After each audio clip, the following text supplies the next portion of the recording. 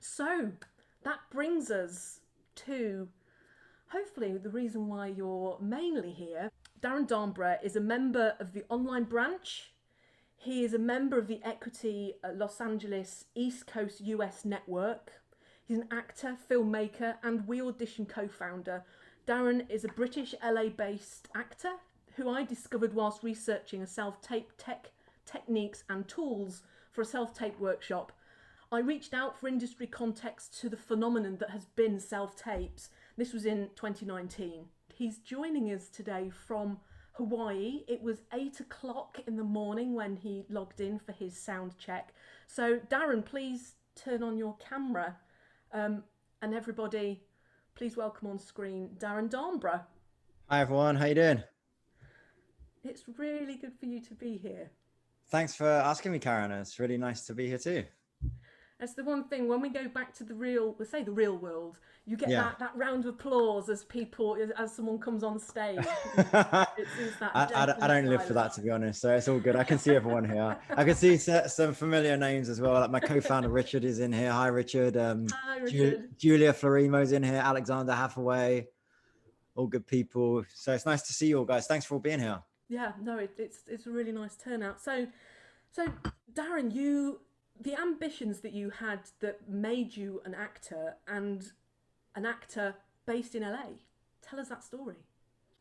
Oh, well, they're two sort of different times, really. I mean, I became an actor when I was young. I started doing the sort of local plays, and pantomime was where I really started. I went and saw a pantomime, wanted to be in it the next year, so joined the drama school that was attached to doing the pantomime, and that sort of led into me doing musicals. In a sort of amateur, semi-professional sense. I say semi-professional. It was an amateur production, but at proper theatres. Do you know what I mean? So we started out at Millfield Theatre, and then I did some stuff in the West End. And then at 16, I got an agent that was attached to a different drama school that I was doing on Thursday evenings. Booked a commercial for Dr. Pepper, got paid a nice amount of money, and was like, oh, this is interesting. I might do this as a job. So there was really, I don't feel like it was always this long. I've always liked performing when I was a kid, but I never felt like it's this ambition or desire. It's something I did for recreation and fun that turned into work.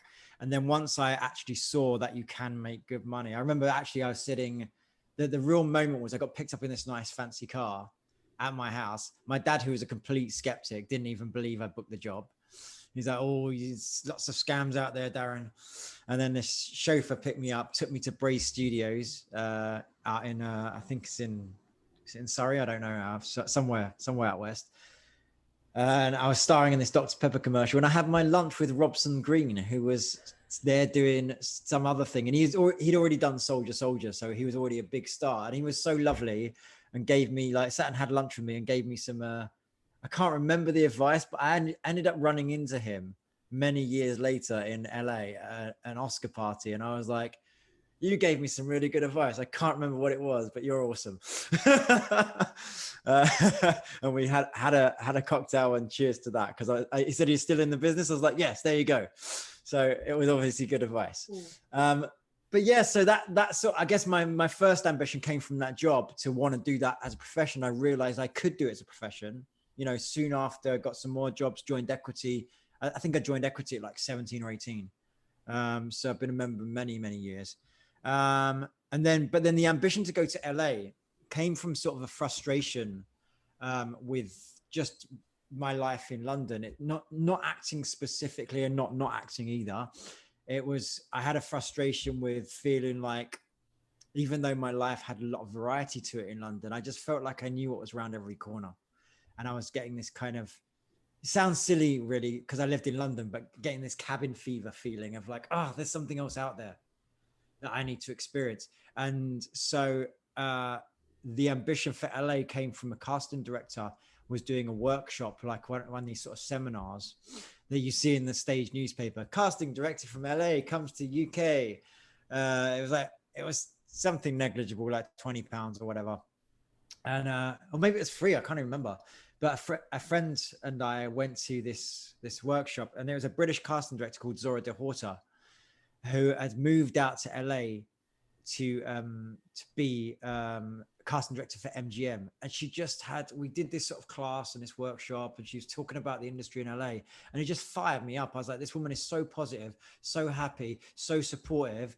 You know, she was able to give us a lot of encouragement in our work, and at the same time critique it. And I just loved that energy. And I was like, this is someone that makes me feel like I can really do some stuff, and also isn't letting me get away with anything either, which is where I like to be. I like to be pushed without being crushed. And from that moment, me and my friends went to some dingy pub on Waterloo Road. It was chucking it down with rain. There's one guy in the corner nursing a pint. I was like, that's it, I'm going to LA. And my other two friends decided to. We found ourselves immigration lawyers, and my friend went over first. She got her visa first, and I went to visit her before I had my working papers. And she's living in this gorgeous apartment. We were sitting in the hot tub talking about her role in ER that she was shooting the next day. And I was just like, I'm sold. So that was my ambition to LA. That was your ambition. And I moved to LA in 2006. So you mentioned you joined Equity at 19? Probably like 18, 17, 18, I think. Yeah. So what was it that made you join Equity, and how did you discover the union structure in the US? Because of course it's a very, very different world with American Equity and SAG-AFTRA, and there's Equity UK, which you are still a member of over there. But just tell us a little bit about your sort of your engagement with the union side of the industry. Well, with Equity UK, I mean, it's always one of those things where it's sort of a mark of prestige, isn't it? When you are able to join the union, you do. Firstly, because of the sort of support it affords you, but also the level of prestige. It makes you feel like a professional actor. It certainly did me when I was younger. I knew I had to get this many screen credits, and it was kind of that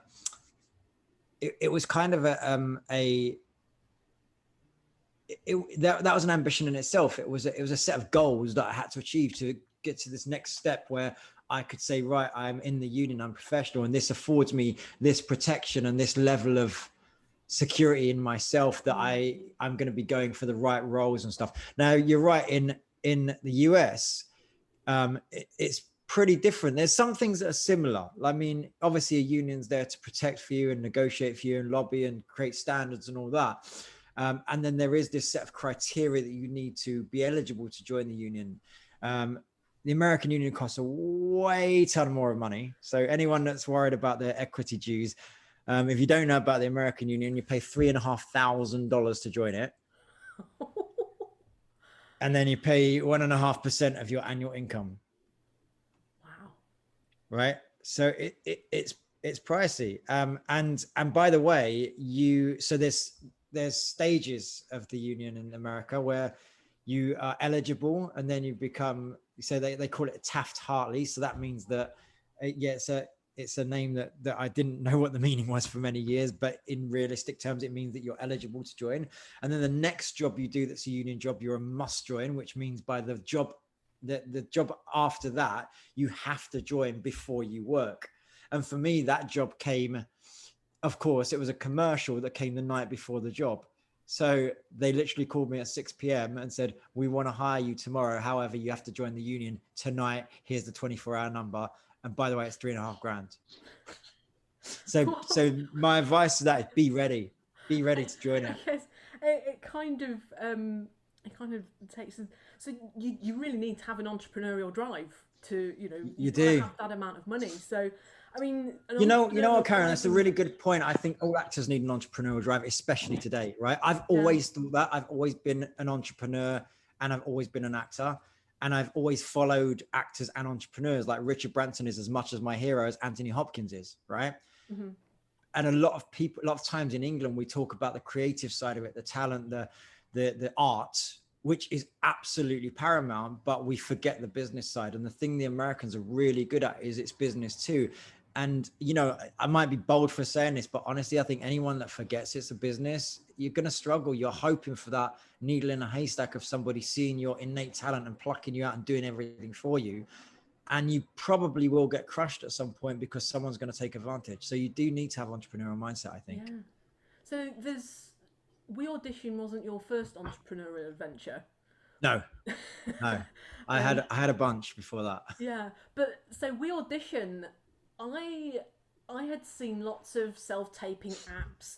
I'd seen people trying to tell people how to do it. I was hearing actors really struggling because you want to be an actor. You don't want to be someone who's a filmmaker, because then you would have become a filmmaker, not a self-tape, and self-tape, and just to set up a self-tape setup for you to use regularly does mean that you have to be a regular filmmaker. I mean, you basically become a YouTuber, you know. Yeah.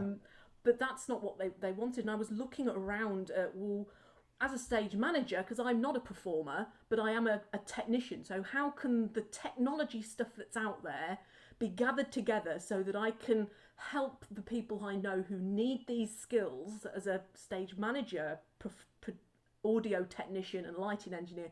I've always felt very comfortable with technology. So I was looking around and I found We Audition, and I got in touch with you, and you straight away came back. I was really, really impressed. But when we met for our first conversation, I insisted that I used your platform because I wanted to know that the platform that you were saying you had created actually did what it did, because that happens a lot, that it doesn't work. So just tell us about We Audition. I mean, how long has it been around now? What are the...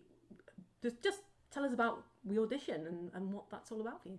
Yeah, so We Audition was started out in, we thought of the concept around 2013. We knocked the idea around a bit. 2014, we started working on it, and 2015, we launched it. So it's not a new idea in that sense. We in a way, we had a lot of foresight for where the industry was going to go in order to create this, because at the time, people didn't actually need it. Which is, there was other ways of doing things, and self-taping wasn't as prolific as it is. And that's an important thing, to think with any kind of career endeavor, is you've got to think ahead. Yeah. But we started out as, sorry, what were you going to say? I was going to say, it's difficult to know what different platforms are like. I mean, just give a little bit of insight into what the platform is. It's not just a self-taping. There's a whole community around there as well, and how... Yeah. So yeah, I mean, it pretty much is the community. That's what makes the platform work. So for anyone that doesn't know, We Audition started out as We Rehearse. The concept of We Rehearse was to do one-on-one video chat rehearsals with an actor that you don't know, right? That's as basic as it is. So if you have an audition or you have a rehearsal to do, you'd normally find a person in real life, your roommate, your girlfriend, your husband, your mum, whoever, to read lines opposite you. We thought, well, that's not optimum for a couple of reasons. Sometimes the other person doesn't want to do it. Sometimes the other person isn't good at it, or they get tired, or they get annoyed, or that your relationship's too close to them, or they're not available when you're ready. All these things. We're like, there's a better way. Now, as actors in LA, we had a ton of friends around us that were already, actors, and they have all this time available. And still, sometimes I would struggle to get the right person to read for me, because I've got to match up to their schedule, or, someone's doing, busy work outside and it's noisy or whatever.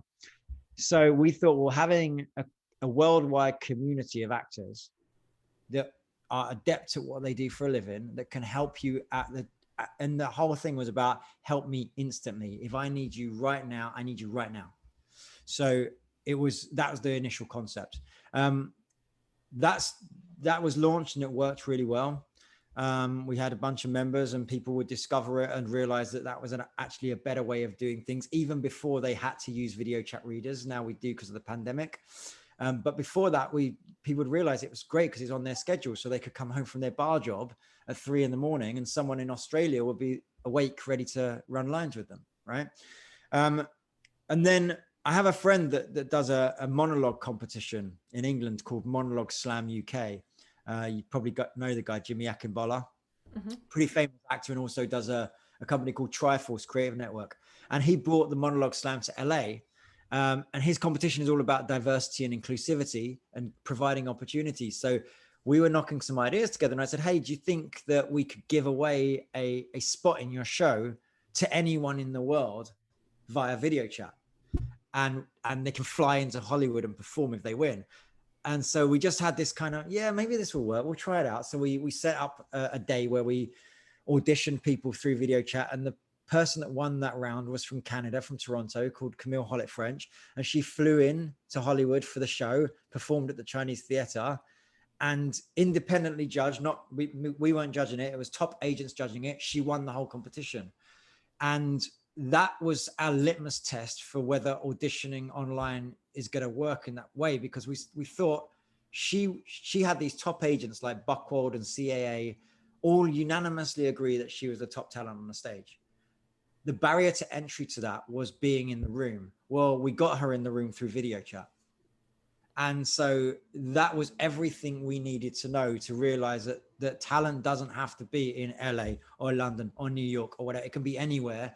And it's our job as innovators and creators in the space to help bridge that gap of talent into the industry. And, you know, where Richard and I, my business partner and I, really thrive is we've been in the business years, both of us. He's also an actor and producer as well as an amazing web developer. And so we personally use our leverage from the industry to feed into the platform to provide opportunity to our members. And that's what's really sort of kept this thing going and launched it to the status that it is. And so fast forward to now, we have thousands and thousands of actors around the world. If you need someone to rehearse with, you can find someone 24/7, day or night, the exact type of person you need. Often they've done the show that you're auditioning for, so they can give you insider information. It's just this incredible community of excellent people, and everyone has reviews, so you can see what other actors have reviewed them like. And this is reviews of their help rehearsing. It's not reviews of their acting. It's reviews of how well they helped and coached you. And people are earning a lot of money off it as well. People get paid as readers. So it's become a legitimate side job for actors. And the beauty of that is you're still acting, you're doing what you love, and you're earning money. And casting directors, they're part of the platform too? Exactly, yeah. So when we flipped from We Rehearse to We Audition, the whole platform's now called We Audition. There's two elements. One element is you can go on and find an online reader to help you, or you can be a reader for someone else. The other element is casting directors host online auditions. So it's like a Zoom audition, except it's done through our platform. And the reason they do it there is because it's set up for casting. Everybody's profiles are linked. You can see their credits really easily. There's a whole managed waiting room system. They can record you easily. You know, so it will record like an audition. We're recording the actor and just our voice, you know? And yeah, like the biggest casting directors in the world use it. We have David Rubin's office uses it. Sophie Holland, who cast The Witcher, she just announced that she found somebody for her new show on an open call she did back in February, in March last year. So, you know, the biggest casting directors use it. There's auditions all the time. We're not a submission platform, so you can't go there expecting to find a lot of auditions to self-submit for. That's not how it works. The casting directors themselves set up the auditions like they would set up a Zoom room, and they invite people to it through their agents or managers. But occasionally there'll be open calls on there, which any of our members or anyone that's not a member can join. So people were looking at how self-taping was emerging in the industry. Filmmakers, podcasters, YouTubes, you know, the whole world was trying to come to terms with digital. It was very hard, and then we had the pandemic. So what happened over the last 18 months for We Audition and for you and your career? Where were you? What's happened over the last 18 months, and how are you going to emerge from it? And perhaps any advice you might be able to give of people who want to springboard back into the industry going forward? Yeah, it's not as bleak as it's made out to be, actually, Caron.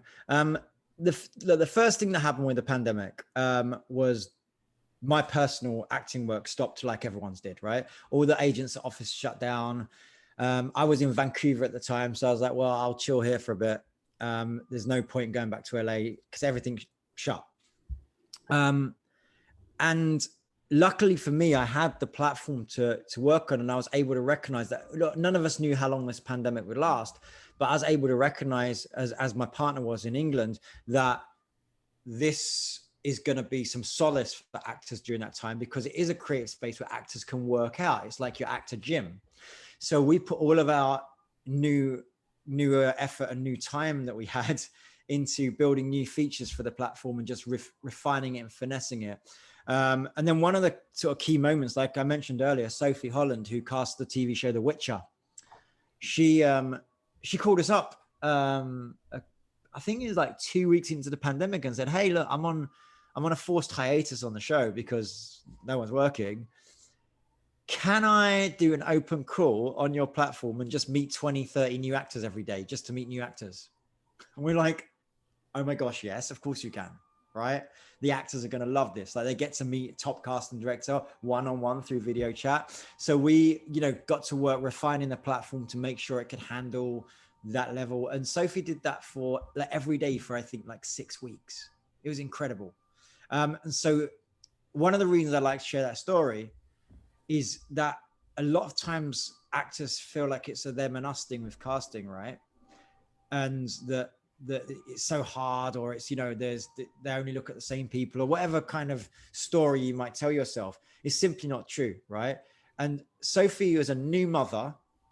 She was going through the same pandemic, and her job and income had also been stopped. Yet she didn't sit there and go, well, I'm just going to take the time off and be with my new baby. She was like, how can I help actors? How can I stay in the game? And, that warms my heart, because she didn't have to do that. We didn't have to do that. Her colleague, Faye Timby, who's also on every single call, didn't have to do that. And they did. And why? It's because their job is to find talent. And seeing them book somebody that they found on those open calls proves the point. Their job is to find talent. They love finding talent. They love it. So that should give you guys some positivity. Now, for us, our platform exploded. We started getting more members because people started using it more because they were stuck at home, and then they realized that it was really beneficial to their own craft and their own career, because they were meeting new people, they were exercising their skills, they were just working at what they love to do every day. And then they started earning money, and they're like, wait, I can earn money from home by doing what I love to do. Yeah. So you're joining us from Hawaii. Thank you for joining us for it's 8 o'clock when you logged in for your sound check. Oh, this is late for Hawaii, don't worry.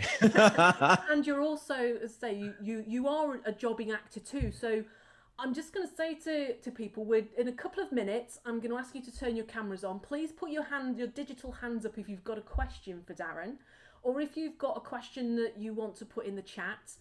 And then we're just wanting to find out about the most recent. Darren had a sort of 8 sides of script, so we'll just have a few more minutes of chat, and then we'll open the floor up. We'll all come on screen. I will pin myself and Darren to the main screen, and then we'll just have some Q&A before we go and do some networking. So yeah, Darren, what's the most immediate things, sort of as an actor, all this We Audition stuff, and yes, you're in America and it's great that you're part of the LA network and you're an online branch member, but you're an actor, and how is your craft? How are you earning your living in terms of being an actor right now? Same way I always have, really, by doing work. So I mean, I just shot a film in Hawaii. It's for Hallmark Channel. It's out on 31st of July. So it's a rom-com. It's kind of based on The Bachelor. So it's one of those films that, it's a summer rom-com. It's going to be on Hallmark Channel July 31st. It's called Love for Real. So that just happened out here. I got to shoot in Kailua, which is a beautiful town on the windward side over there on the east of the island. I have a commercial running for Ford for the new Mach-E Mustang. So that's the new electric Mustang. I did that with Idris Elba, who's a very known Brit, but we did that in America. So that's how I still act regularly. I still audition frequently. Like you said, I had a massive 8-page self-tape to do yesterday, which is interesting because I got that. I woke up in Hawaii time at 7 a.m. to see an email from my agent at 3 a.m. saying I need this by the end of the day. And it's for Lorraine Mayfield, so huge casting director, 8 pages of script. And I'm not going to throw her under the bus here, but my agent said, sorry, I dropped the ball on this. I got this before the weekend and I didn't see it. But they need it by the end of the day.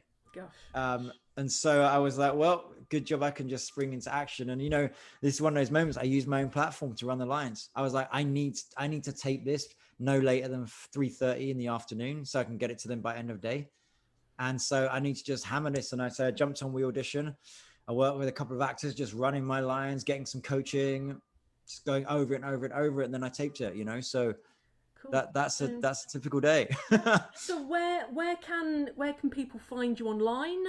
If people want to see what you're up to, follow you on Twitter, whereabouts can you? Yeah, I'm really boring on Twitter. I never post anything on Twitter. So you can, I'm at Darren Darnborough, just DARNBORO on that. But I'm really boring on that.